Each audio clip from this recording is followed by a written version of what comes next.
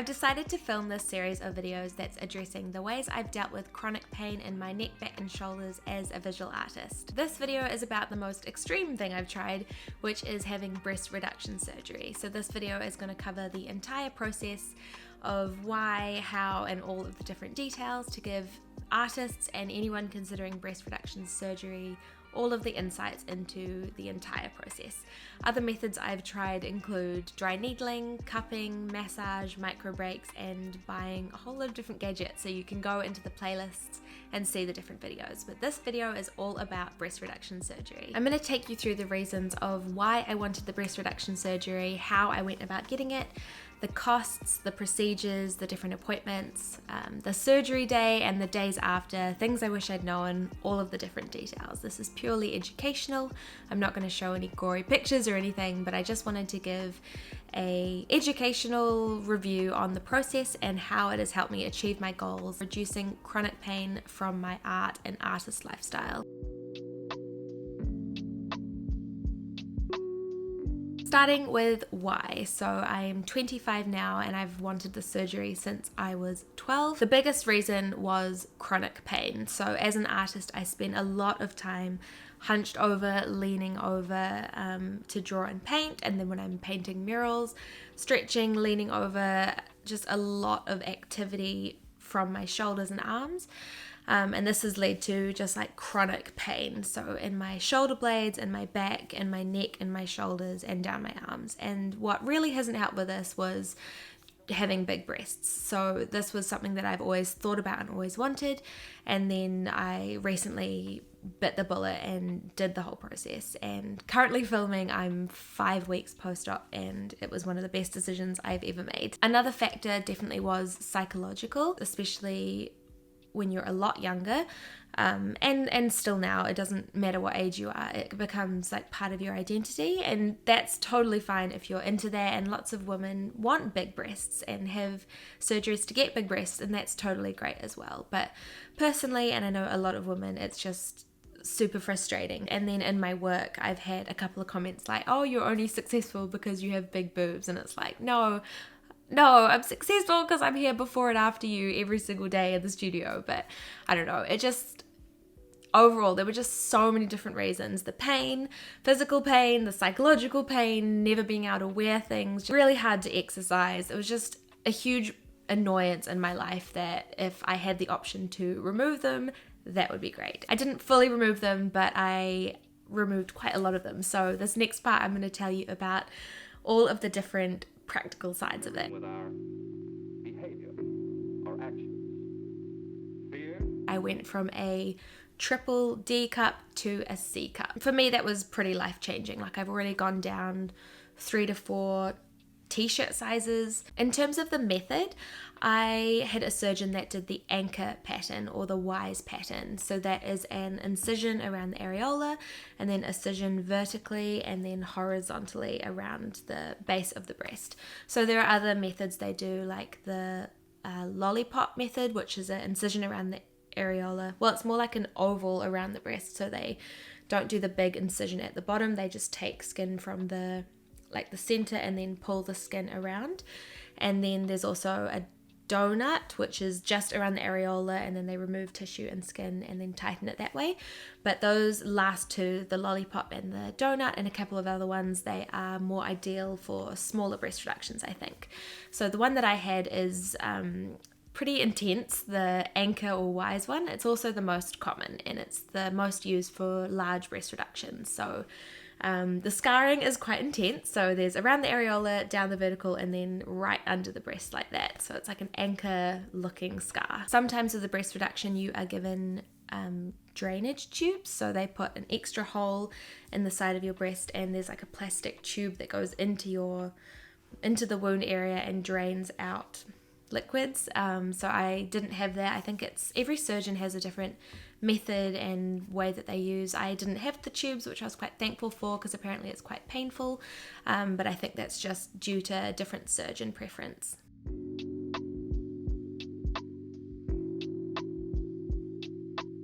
I live in British Columbia, Canada, and where I live, my breast reduction was fully funded by MSP, which is the BC Medical Public Health. Breast reduction can be a cosmetic surgery, and if it is cosmetic surgery, obviously it isn't covered. But if it is medically necessary, then they do cover it if you have the symptoms. So for me, I had all of the symptoms, which was shoulder grooving from bras, back pain, neck pain, psychological effects, all the different things. So I ticked all the boxes. Another requirement for a fully funded breast reduction where I live here, I know it's different for every province in Canada, and then I know in America it's different for every state. It's different depending on what kind of health insurance you have, lots of different factors. But for BC public healthcare here, one of the other requirements other than those symptoms was that you need to go down at least 1 breast cup size, because there's a bit of a grey area that if there was no requirement for how much breast tissue or size needed to be removed, that people could kind of con the system to just get a free breast lift. So a breast reduction, they take the tissue, but in sewing up the breast after the tissue removal, they also reposition the areola and tighten the breast up. So that's why that requirement is there, which is fully fair enough. You need to have different symptoms and be taking out a significant amount of breast tissue. So I had no problem with that because I went down 2 to 3 cups and had all of the symptoms. So it was pretty clear through in that way. Other insurances, province or states do other requirements, such as a certain amount of grams needed.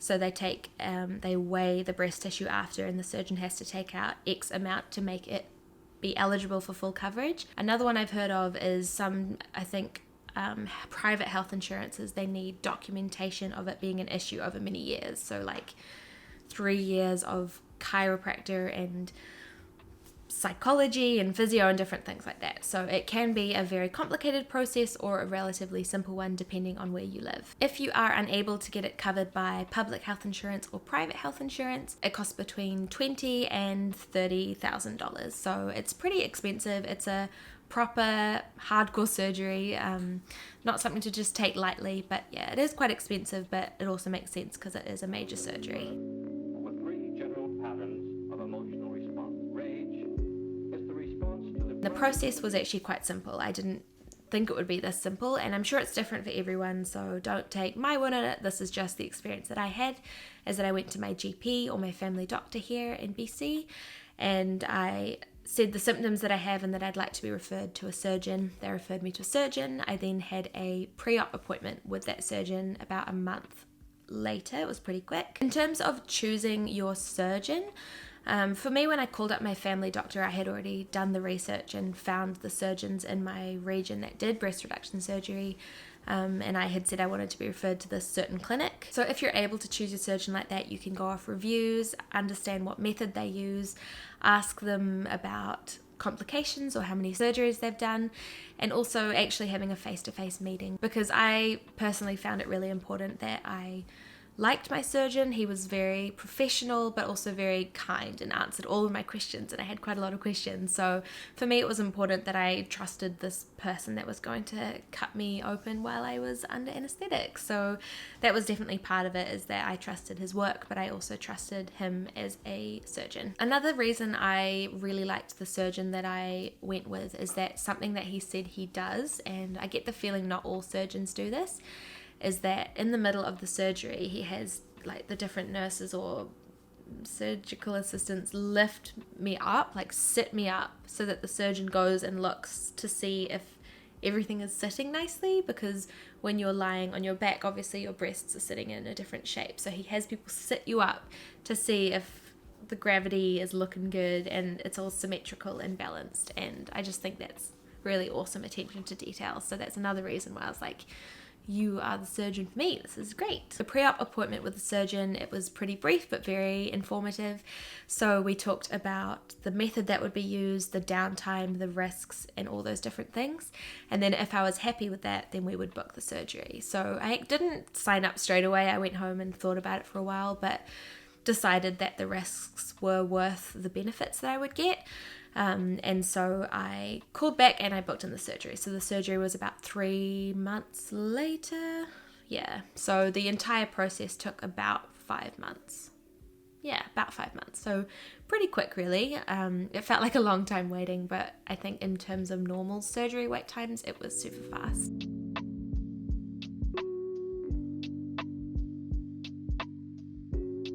There are definitely risks that need to be weighed up. So one of them is that you could lose sensation to your nipple. I can't quite remember the numbers, but a portion don't ever regain sensation, and a portion of people regain sensation after about a year, and then some people are fine straight away. Another risk is that you might not be able to breastfeed in the future.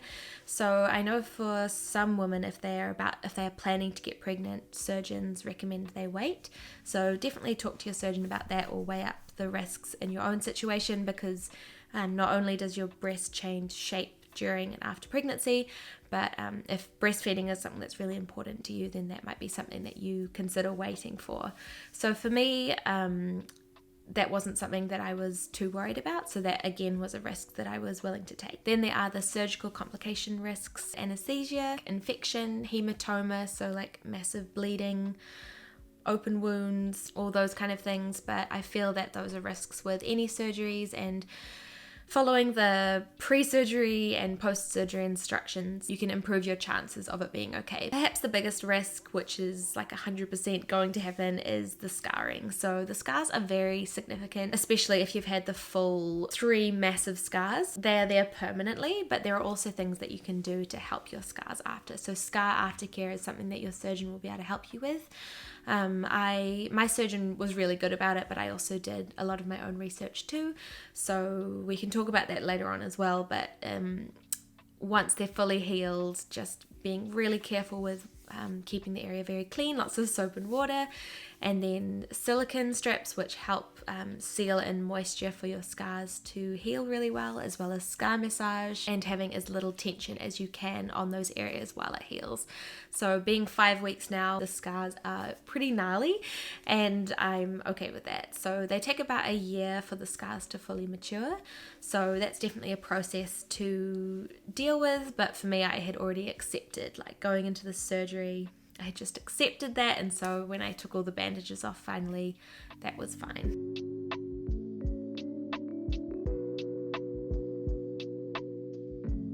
To prepare for the surgery, I lost some weight, so I lost 35 pounds, which is 15 kgs, and I know that's a lot, and I didn't have to for the surgery. I know some people are required to lose weight for the surgery, but for me, it was like just something that had to happen anyway. I was kind of coming out of like a deep depression, and I was just making good decisions, so that was something that I did. And I think having the surgery date gave me a goal to lose the weight in a healthy way before. So maybe like a year to 6 months I lost that weight as I was planning to have this surgery. And the other reason that the surgery makes it easier to lose weight is that your surgical complications are way less when you have less body fat, when you're more of a healthy weight. So I'm not like, skin and bone. I just feel like I'm more of a normal weight for my height. I feel way healthier. And so you heal quicker, and you have less complications during surgery, and you just feel better, and you're more able. And also, because you're having a surgery that has a cosmetic outcome, because your weight is lower, that means instead of losing weight after the surgery, which will change the appearance of your breast, because as breast is made up of fat tissue, then if you lose weight after surgery, then you'll end up with different looking breasts to how you might have imagined.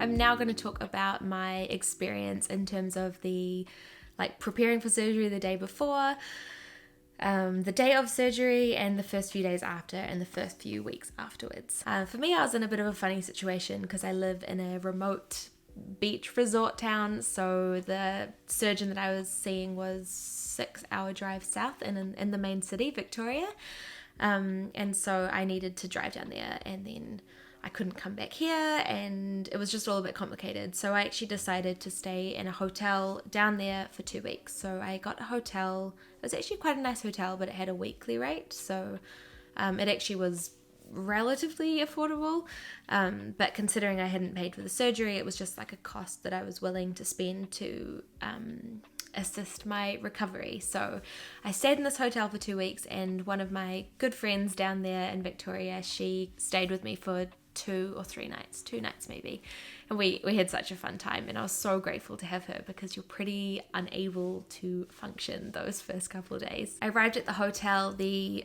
day before and then got everything set up so that I would be comfortable when I arrived home, because I was aware I wasn't allowed to lift anything over, I think it's 2 pounds for 3 weeks, so that's like tiny, like you're not supposed to lift up a kettle or a milk jug. So I had everything at like arm level and everything at my bedside set up, so it was all going to be perfect. So the night of, you have a CHG sponge or something. It's like a sponge that you get at the pharmacy that's wrapped in foil, and it has a special type of soap in it. Maybe it's antibacterial, and you have specific pre-surgery instructions. I've never had surgery, so maybe this is just standard, but you wash yourself with a sponge and it removes all body oils and things, and then wash your hair and then use the sponge and apply nothing, like no creams, no hair oils, nothing, and then go to sleep. And then I had to be at the surgery at 6:30 in the next morning. You need to do the same type of washing that next morning. So I got up before the surgery, did the next wash with another new sponge, no hair oils, no deodorant, no moisturizer, no powders, nothing, and then headed to the surgical center. In terms of the actual surgery, so you go in, you get checked in, and then you get taken to the pre-op room. So you're told to take off your clothes and put on this surgical gown, a surgical cap, and surgical booties. And then I plaited my hair just to make sure I was all out of the way. And then I sat there waiting, and then I had a couple of different nurses come in, and they check your name and date of birth like 100 times and ask you what surgery you're happening, I guess just so they have no, everything's fully checked off. And then eventually the surgeon comes in, and then the surgeon marks you up. So you may, if you've done lots of breast reduction research, you've probably seen this, or maybe in like movies that have surgery or whatever. So they with like a vivid or like a permanent marker, maybe like a skin one, they draw different lines all over your surgical area. So the breast reduction lines look pretty extreme, but it's not all incisions. So for example, they draw a line from the midpoint of your nipples up to your collarbone, and then a line down the center of your sternum, I think just for symmetry and everything. And something I really enjoyed about my surgeon is that he had 2 different rulers, and he ruled 3 times for each line he drew, and then drew once, and he was very, very accurate and careful about it, which I enjoyed. I liked that he was a perfectionist, as I am too. If you've seen my videos, I am a contemporary visual artist, and all of my work is very precise and detailed, so I enjoyed his attention to detail, especially when about to slice me open.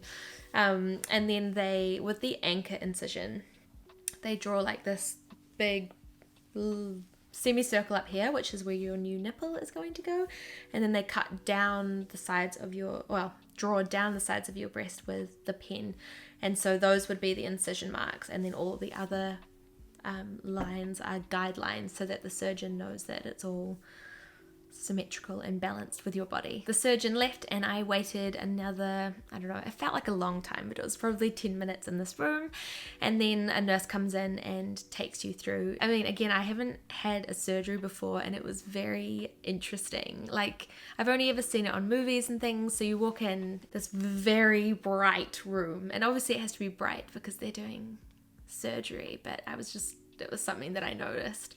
And then all these different nurses and medical staff, and not scary, but it's just like, whoa, and they're all like, hello Elizabeth, and I was like, oh my goodness. You lie down on the surgical bed, and I think because it's a breast surgery, they have these little arm panels which they pull out, so you end up lying on this surgical bed flat like that. They come and wrap your legs in these compression bandages, but it's like a big heavy blanket belt, and it squeezes your legs like that for blood flow to reduce clots while they're having surgery. And it's kind of nice. It's like a massagey feel. It's not too tight or anything.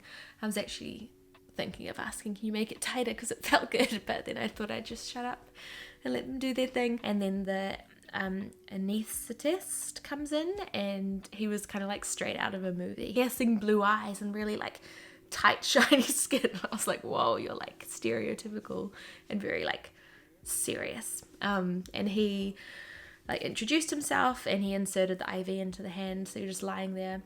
And then he put a relaxant through, and I was like, oh yeah, because I was excited to experience it, but it actually wasn't very nice. It was like a weird like body sensation, like a tingle. I didn't actually find it very relaxing.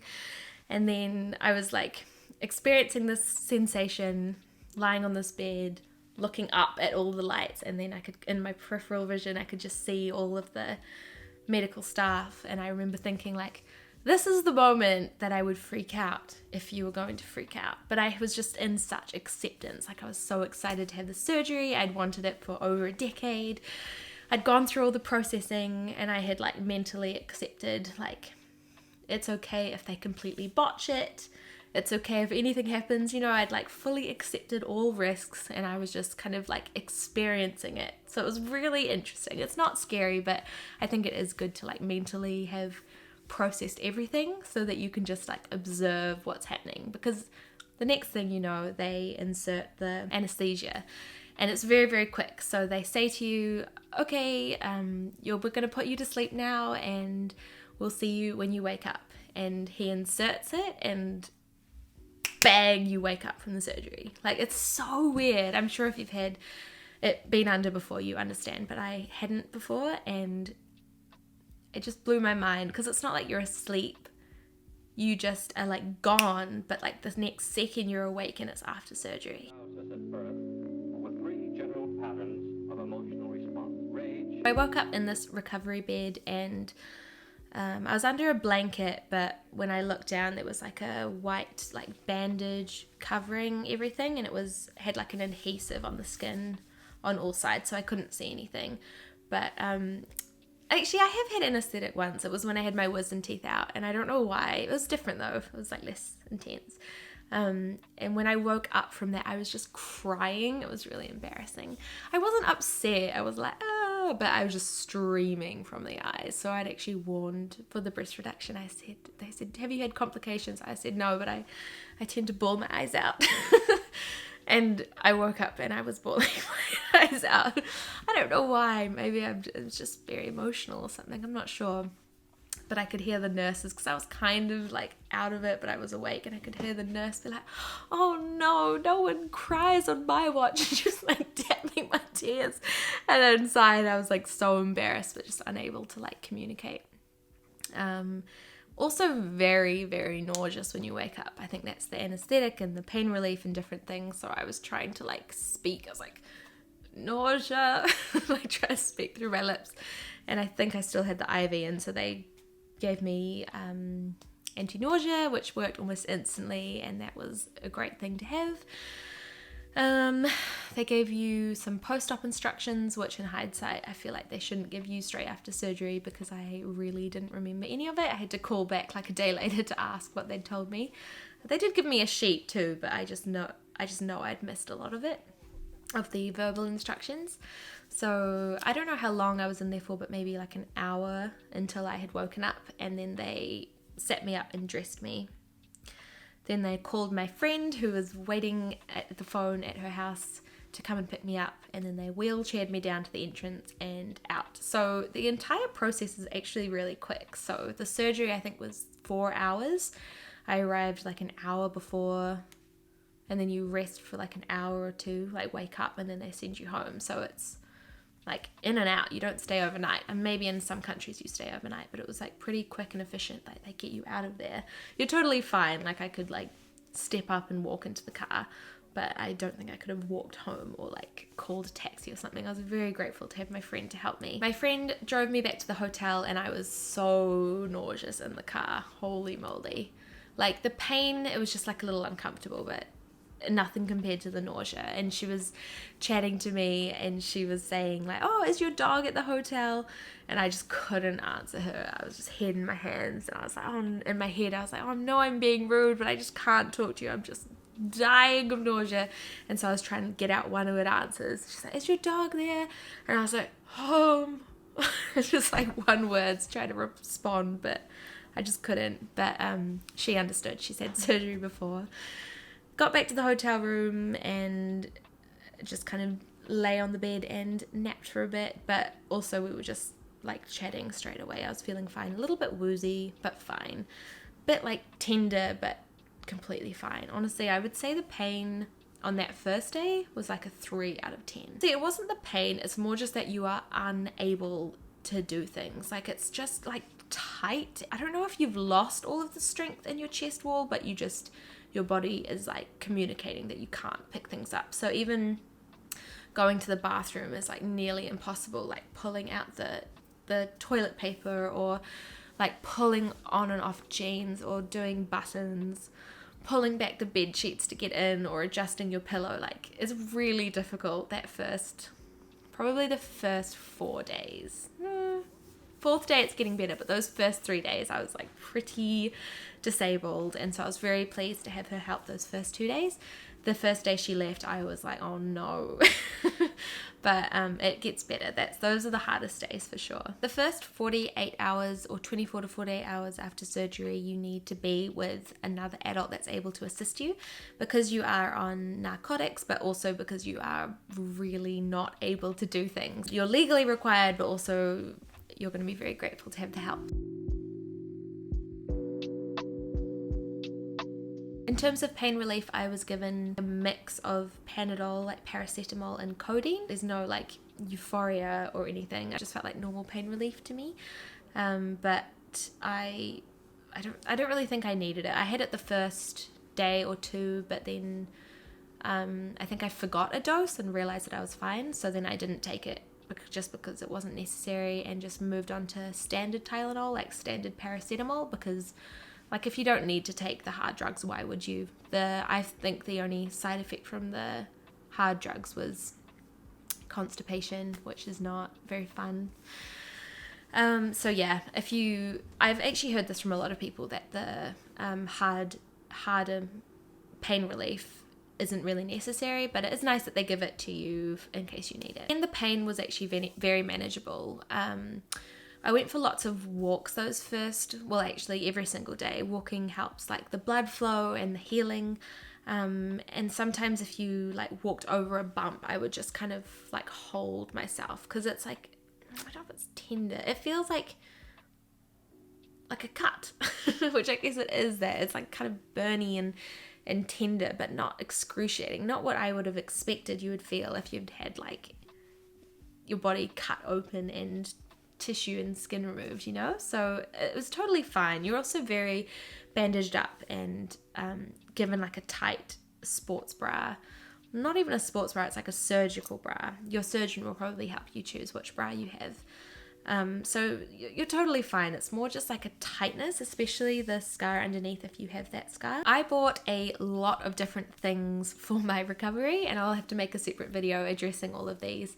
I just kind of felt like I was going through this surgery alone. So my family, they live in a different country. My boyfriend was in a different country. I had my friend there for 2 days, but she had to go back to her work and normal life. So I was just very aware that I was doing this like by myself, and I knew what to expect in terms of like, I'd done all the research I felt like I could, but yeah, I just wanted to be prepared in every way. So I'd bought so many different things, and the best ones were things like, I bought a pregnancy pillow. So on the first few nights you have to sleep on your back, and I'm a front sleeper, and you have to be propped up. I had the bed set up with 2 separate parts. It was pretty over the top, but it was really great. So I had a wedge pillow with like a special orthopedic head pillow propped on top, which like cradles your head. So on one side of the bed I had that set up, and then the other side of the bed I had the pregnancy pillow propped up by standard pillows, which is super comfortable. And they were definitely game changers, because I cannot sleep on my back.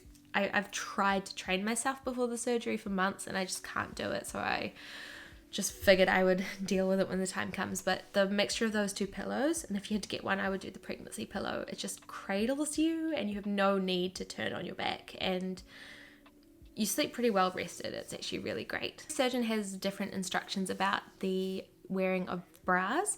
So my surgeon wants me to wear a surgical or tight supportive sports bra for 3 months, which is like 24 hours, so day and night. On my shower day when I took everything off, the breasts felt like they just wanted to be held and compressed, I guess because it's all like inflamed and angry tissue and scars, and yeah, they just need the support. So obviously for showering you take them off, but then after I had re-gauzed everything and put a bra back on, and it felt really great to be back in it. So week 5 now, I've only taken the bras off to get into new ones, to do sky massage, to have showers. I'll make another video on the step-by-step recovery process, like each day, what gets easier in each week.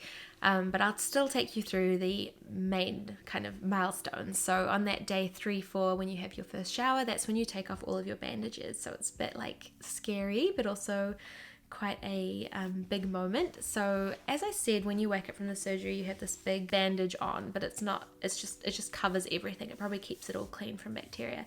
So you peel that off, and it's been stuck to your skin, so it took a while to peel off.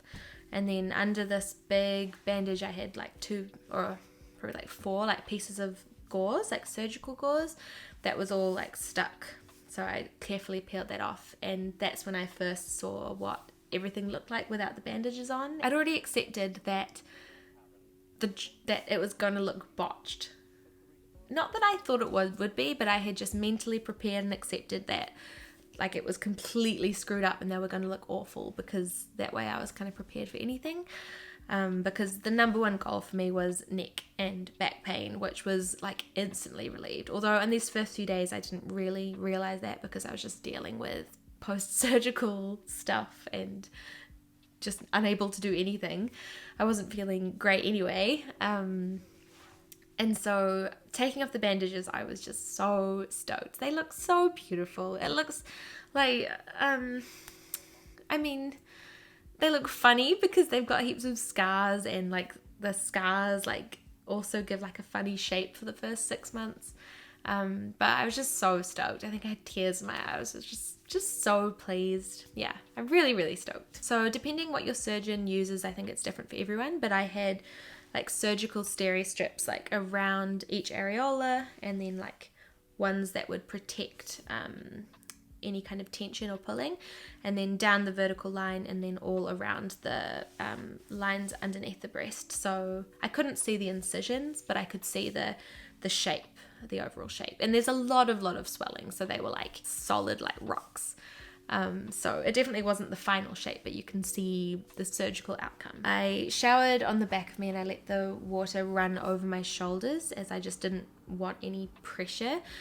Interestingly, the actual incisions seal like not healed, but they seal within 24 hours, which is pretty crazy, but they're like pretty fresh for quite a few weeks. So I didn't want the water to touch, even though I think you're allowed to. So I mean, you can just do whatever feels right, but I had it running over, and I also used a face cloth to like squeeze water around, and it was fine. But I was pretty happy to get out of the shower and back into the surgical bra and just feel a little bit more protected. Those first few days are really hard. That first week is hard, but every day and every week it gets easier and easier. So week 5 now, I'm feeling like pretty good. I drove after 2 weeks. I had to drive like back home, so it was like 6 hours. I was pretty nervous, but I was totally fine. Those first 2 weeks I took the healing, no, all these 5 weeks, but especially those 2 weeks, I took the healing really seriously. Like I didn't lift anything. I ate really carefully. I'm vegan, but I was just very careful to have a good surgical diet. So high protein, low processed food, low sugar, lots of green vegetables, lots of colored vegetables, just so my body like had all of the conditions it could for really good healing. Lots of walking, tried to get a lot of sleep, drank lots of water, tried not to drink too much coffee. It sounds kind of miserable, doesn't it? But it was actually good. Like I had one focus, you know? And I'm a bit of a workaholic, always working, whether it's like drawing or editing videos or doing business stuff. So it was kind of unusual for me. I I think I did a little bit of work at the end of the 2 weeks, but I barely did any work. And like, that's okay. Like, I eventually kind of just accepted it and stopped feeling guilty. I had one focus, which was healing. And so everything I ate, everything I did was just about healing. And I think that gave me like the best shot of having a good response to the surgery. So now that I've been home for about 3 weeks, I'm feeling back to normal. When I first arrived home, I was still pretty like sore and unable, but bit by bit it got better, and now I'm pretty much back to normal. I wouldn't lift a suitcase, sleeping still a bit uncomfortable. In general, I'm back to normal, and I just know from here on out it's going to be way easier. The emotional response to love is usually the result. I am so stoked with my decision. So around I guess the end of week 2, I started to realize how different I felt, and I've tried a lot of different methods for pain relief, chronic pain relief, and you can go watch the playlist where I'm going through all the different steps, and everything has been helpful, but nothing has compared to this. It's just that when you have heavy breasts, it's pulling all over here. You end up being hunched forward, your posture changes. I was like always cracking my back and trying to be relieved from all this pain, and I still have pain, I still stretch, but it's nothing compared to what it was. So it's very interesting how instant that pain relief is.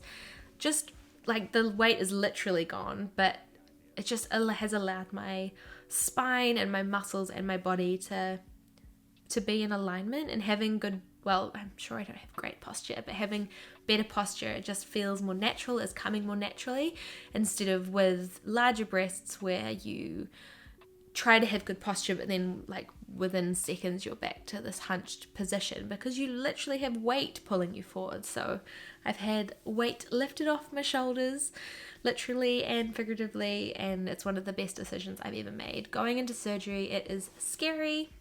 There's a lot of different things to consider, but in this situation, I'm just so pleased. I'm just so pleased. It's really has changed my life, and I'm enjoying drawing better. It's really exciting trying on new clothes. That's really interesting because not only is it smaller and it looks good, but when you have big breasts, there are certain clothes that you are drawn to, like certain shapes and necklines.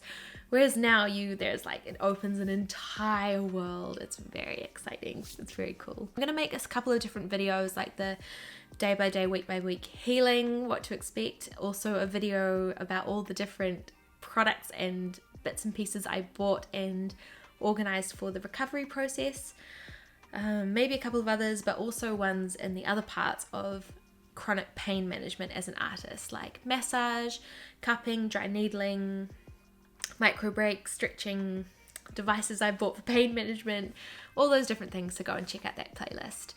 Thank you for watching this video. It's the longest video I've ever filmed. I definitely considered not filming this video because I do stick to art and art business, but I thought this was like interesting and important to document because it's definitely part of my journey as an artist, is that chronic pain is a part of a lot of different artists' lives, and this is one of the methods that I found that has worked for me.